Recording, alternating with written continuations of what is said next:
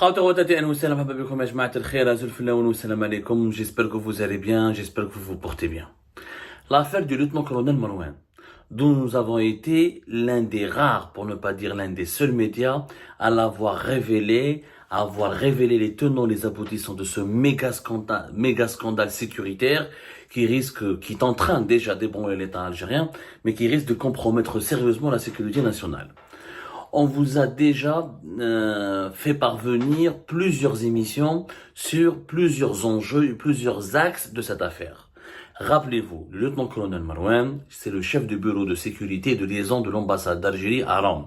C'est l'un des 5 officiers les plus influents des services secrets algériens. Il était à la tête du bureau de sécurité et de liaison de l'ambassade d'Algérie à Rome depuis octobre 2020. Au cours du mois de mai 2025, il décide de déserter, d'abandonner son poste et de prendre sa famille et de s'enfuir pour demander l'asile. Selon les premières informations qui nous sont parvenues, le lieutenant-colonel Marouane aurait décidé de s'implanter en Suisse pour demander l'asile. Cette histoire a fait couler beaucoup d'encre. Le lieutenant-colonel Marouane n'est pas un simple officier des services secrets, ce n'est pas un simple soldat, c'est pas un simple gardien de caserne, ou là c'est pas un commissaire, il n'est pas général, mais à 40 ans, il est âgé uniquement de 40 ans, il a connu durant son parcours les directions les plus sensibles des services secrets algériens. Rappelez-vous, nous avions expliqué qu'il était au cabinet, pratiquement le chef de cabinet à un moment donné, en tout cas l'un des piliers du cabinet du patron de la DGSI, de la Direction Générale de la Sécurité Intérieure. Il vient de la DGSI, lui. Il n'est pas de la DGDSE, il n'est pas un enfant de la DDSE, il vient de la Sécurité Intérieure. Ensuite, à partir de 2020, il a été transféré vers la Sécurité Extérieure. À la Direction Générale de la Sécurité Extérieure, il était d'abord dans un centre qui dirige et qui surveille la presse et les journalistes, et qui infiltre les rédactions algériennes. Ensuite, il a changé d'envergure. Il a intégré le cabinet en 2019 du patron, du directeur de la DGSI. Auparavant, il était quand même le directeur des bureaux des affaires réservés. C'est quand même pas n'importe quoi.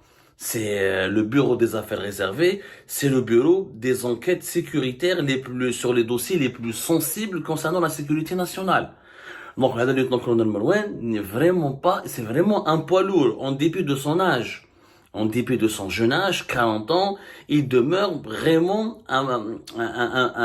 un poids lourd des services secrets algériens. On a expliqué son parcours dans plusieurs émissions. Ensuite, parrainé par Boualem, et très ami avec Amirouche Hamadech, le secrétaire particulier de Tebboune, Boualem, son directeur de cabinet, il est parti occuper le poste de chef de bureau de sécurité de liaison à Rome. L'Italie, à Rome, ce poste, il est extrêmement sensible puisque l'Italie est l'un des partenaires clés de l'Algérie sur le plan sécuritaire, sur le plan en matière de coopération contre le terrorisme, coopération sécuritaire, sur le plan militaire. L'Italie vend des armes de pointe, des équipements technologiques à l'armée algérienne, et sur le plan économique. L'Italie, c'est le premier client du gaz algérien. L'Italie abrite Augusta, le plus important investissement de son attraque à l'étranger. Et l'Italie est l'un des investisseurs et fournisseurs clés dans l'économie algérienne. Donc vous imaginez qu'en tant que chef de bureau de sécurité de liaison, tous les dossiers stratégiques de la coopération, tous les dossiers secrets, tous les dossiers sensibles, tous les volets sécuritaires, militaires, économiques et politiques de la coopération avec l'Italie passaient par cet officier âgé à peine de 40 ans, qui était d'ailleurs promis un avenir radieux. Il était attendu qu'il soit promu et qu'il soit désigné à la tête du bureau de sécurité et de liaison de l'ambassade d'Algérie à Paris. Le deuxième poste le plus sensible aussi des services secrets algériens, du renseignement extérieur à l'étranger. Donc, quelqu'un qui vient de la DGSI, comment Boualem l'a parrainé? Parce que de 2016 à 2019, il a travaillé avec Boualem dans le cadre des affaires du bureau réservé. En DGSI, Boualem était le patron de l'office des écoutes, de surveillance le fameux organe de surveillance et de contrôle des communications téléphoniques et électroniques. Donc, il travaillait les dossiers des écoutes, tous les dossiers des écoutes, toutes les personnalités les plus sensibles du pays, les plus connues, les plus importantes, les plus VIP, et qui ont joué un rôle important durant ces 20 dernières années, quand elles étaient écoutées, toutes leurs conversations, toute leur vie était enregistrée entre l'organe et le bureau des affaires réservées de la DGSI. Donc vous imaginez bien que ce lieutenant-colonel Marouane, il a eu accès durant toute sa carrière au sein de la DGSI et plus tard au sein de la DDSE à des dossiers extrêmement, encore une fois, sensibles. Je vous explique son parcours et je vous explique l'importance de ce monsieur pour que vous mesuriez la gravité de l'affaire du lieutenant-colonel Marouane. Aujourd'hui, nous avons des éléments nouveaux, nous avons pu confirmer au cours de nos investigations, nous avons approché des cercles très proches du lieutenant-colonel Marouane qui nous ont confirmé que cet officier des services secrets algériens a reçu 4 propositions pour son asile à l'étranger. 4 pays lui ont proposé de l'accueillir et de lui accorder l'asile politique. La France, l'Allemagne, la Belgique et le Canada. La France, l'Allemagne, la Belgique et le Canada. Ce sont les 4 pays dont les autorités sécuritaires, en clair les services secrets de ces 4 pays, ont tenté d'ores et déjà d'approcher le lieutenant-colonel Marouane pour lui proposer de lui dérouler le tapis rouge et de venir dans ces pays-là et de s'installer dans ces pays-là et de bénéficier de l'asile politique. Vous imaginez bien qu'ils ne le feront pas pour ses beaux yeux.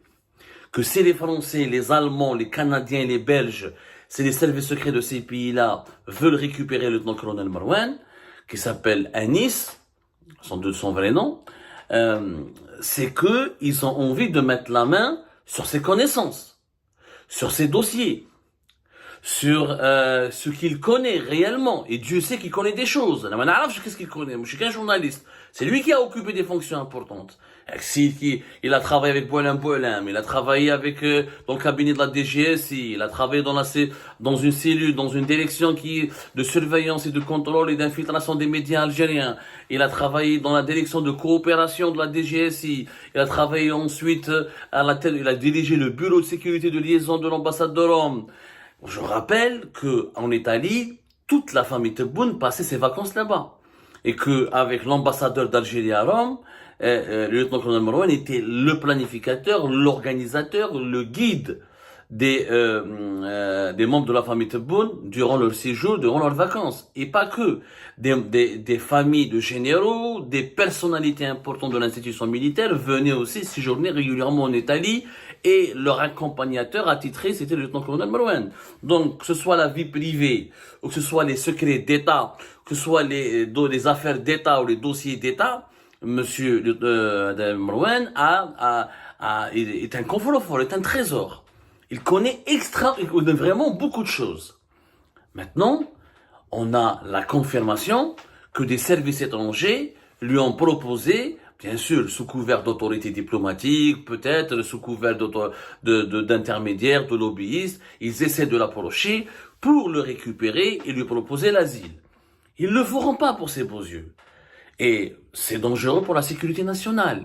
Parce que moi, je suis journaliste. J'ai demandé l'asile en France. Moi, je suis qu'un journaliste. Et les m'indiges accès. Moi, je connaissais pas les enfants du président de la République. Je mangeais pas avec eux. Je connaissais pas la famille du chef d'état-major.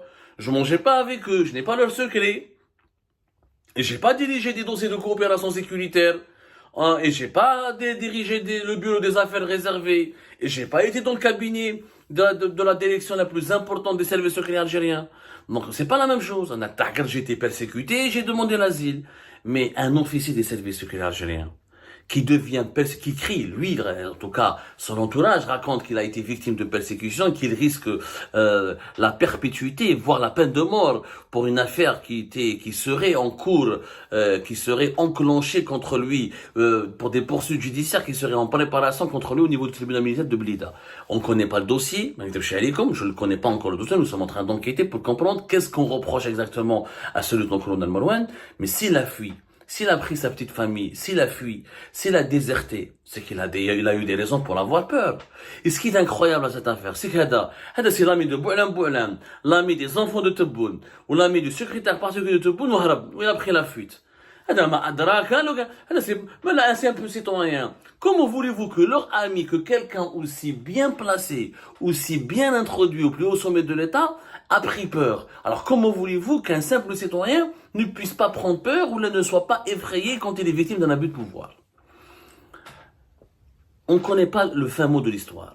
On n'a pas toute la vérité sur l'affaire du lieutenant-colonel Marouane. L'affaire du lieutenant-colonel Marouane nécessite des semaines, voire des mois d'investigation et plusieurs feuilletons de révélation, parce que je suis sûr que nous allons découvrir des choses extraordinaires. Et nous allons certainement aboutir à des conclusions qui feront au froid ou d'eau, qui seront tout simplement hallucinantes. Mais nous, on n'est que journalistes. On n'est pas là pour déstabiliser les institutions du pays. Et quand on parle de l'affaire du lieutenant-colonel Marouane, c'est pour lancer un message clair, net et précis. Je crois que les autorités algériennes doivent apaiser et régler ce problème avec la voie de l'apaisement, du dialogue, de la négociation pour trouver un compromis favorable et qui protège la sécurité nationale du pays. Moi, je pense aujourd'hui, la voie de la sagesse doit s'imposer.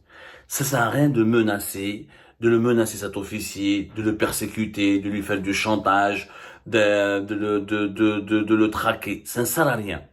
On ne fera que le pousser à basculer dans la radicalité et à rejoindre le camp des puissances étrangères qui ne sont pas forcément amicales ou, on va dire, favorables aux intérêts suprêmes de l'État algérien. C'est un Algérien, c'est un enfant de l'Algérie. Il dit avoir il dit avoir fui une injustice, selon les sources proches de son entourage. Il affirme avoir été victime d'une injustice, d'un abus de pouvoir, d'une persécution, d'un complot. Je pense que la meilleure solution est que les autorités algériennes, soit les services secrets ou l'état-major de l'armée ou la présidence algérienne, mettent en place une cellule de crise formée par des experts qui connaissent, qui peuvent gérer ce genre de situation de crise et pour entrer en contact et renouer le contact avec le lieutenant-colonel Marouane et le ramener à la raison et l'écouter, comprendre ses raisons, comprendre ses motivations et trouver un accord à l'amiable en urgence. C'est une bombe à retardement. Cette affaire, c'est une bombe. Mais chez un simple colonel, qui a fait venir ou là, un simple commandant, il y a eu des désertions dans l'histoire de l'armée algérienne, dans l'histoire des services secrets algériens. Mais c'était des petits colonels, c'était des petits officiers, en tout cas qui n'avaient pas accès. Aujourd'hui, on a deux grands officiers militaires qui sont à l'étranger. On a Habib Chentouf, pratiquement depuis 2019, l'ex-chef de la première région militaire, c'est pas comme n'importe qui, et nous avons le lieutenant-colonel Marouane. Ce sont les deux personnalités extrêmement sensibles, plus Ghalib Al-Qasser, que nous oublions toujours, hein, l'ancien chef de la gendarmerie nationale, les trois, qui sont extrêmement puissants puisqu'ils ont eu accès, ils ont géré des dossiers qui relèvent du secret d'État. Ils sont à l'étranger, ils se baladent à l'étranger, où ils ont fui, où ils ont pris des résidences, où ils ont demandé l'asile, où ils ont acheté des passeports étrangers. En tout cas, ils sont ils sont des proies faciles pour les services secrets étrangers qui peuvent les récupérer, les manipuler ou leur tirer des informations extrêmement sensibles sur, encore une fois, les secrets les plus enfouis de l'État algérien. C'est une affaire de sécurité nationale, le lieutenant-colonel Marouane. On peut pas la gérer comme si l'État algérien voulait traquer ou persécuter un activiste de Rached ou un militant du MAC ou là un journaliste indépendant. Ça n'a rien à voir. C'est pas un simple agent dissident. C'est un acteur clé du pouvoir qui a décidé de fuir, de s'émanciper parce qu'il craignait pour sa vie et pour la vie de sa famille. Et c'est son instinct de survie qui a joué. Donc je pense qu'il n'est pas trop tard de le récupérer. Il n'est pas trop tard d'apaiser cette situation et de trouver un accord avec lui et de le ramener vers l'Algérie et de le réintégrer, de le réhabiliter afin que les secrets de l'État algérien soient protégés. Il y a que la voie de la négociation. Une enquête, oui, pour comprendre pourquoi il a fui, mais une enquête qui doit être menée par des sages avec pour objectif de récupérer, de réhabiliter cet enfant de l'Algérie pour éviter qu'un méga scandale planétaire n'éclate. Parce que si ce monsieur part dans l'un de ces 4 pays et accepte qu'on lui déroule le tapis rouge et accepte d'entrer en contact avec les services secrets étrangers et en contrepartie d'un exil doré ou d'une protection totale où l'Algérie ne pourra absolument rien faire contre lui, qu'est-ce qu'il pourrait donner en contrepartie? Ça pourrait être des informations très sensibles qui relèvent encore une fois du secret défense, par exemple, et qui pourraient fragiliser dangereusement la sécurité nationale. Moi, je pense pas que ce lieutenant-colonel est un traître. Je vous dis la vérité. Je suis quelqu'un de juste et d'objectif. J'ai fait une enquête. J'ai demandé à des journalistes qui l'ont connu. J'ai demandé à des agents, à des services secrets algériens qui ont travaillé avec lui. J'ai parlé avec des sources sécuritaires et des diplomates qui l'ont connu, qui ont travaillé avec lui. Il n'y a pas une personne qui m'a dit du mal de ce monsieur. Il y a une ou deux personnes, mais je vais dire sur la dizaine, on va dire une vingtaine de sources que j'ai interrogées, mais à part 2 ou 3 sources qui m'ont dit du mal de lui, la majorité écrasante des témoignages recueillis affirme que c'est quelqu'un de patriote, d'intègre, qui n'est pas manipulateur, qui n'est pas corrompu, qui était très ambitieux, très rigoureux, qui devait être promu général bientôt, qui devait avoir une belle promotion, qui devait renforcer sa carrière. Il était très apprécié par ses chefs, très apprécié par la présidente de la République, très apprécié par la famille du président, très apprécié par l'état-major de l'armée pour la qualité de son travail et pour pour sa discipline et pour la qualité de son rendu final, pour son efficacité. Donc quelqu'un qui a été aussi apprécié, qui a été aussi aimé, aussi encouragé, et qui a été aussi protégé par des hauts responsables du pays. Comment se fait-il que du jour au lendemain, il devient un fugitif, en fuite à l'étranger, parce qu'il risque, s'il revient en Algérie, il risque une perpétuité qui pourrait être prononcée contre lui par le tribunal militaire de Blida. C'est quand même fou. C'est vraiment digne de Netflix, cette histoire. Il faut maintenant revenir vers la réalité et accepter le compromis.